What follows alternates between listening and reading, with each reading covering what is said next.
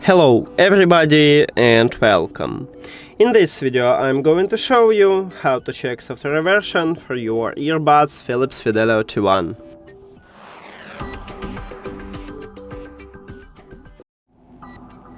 So, you have to start by open Philips headphones application, and of course you need to add your earbuds to the app. Then you will see the same menu and you need to go to the settings at the right bottom.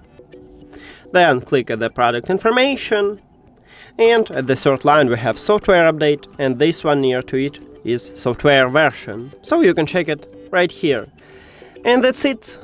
Thank you for watching this video. If you found it helpful, please consider subscribing to the channel and leave the like on the video. See you later!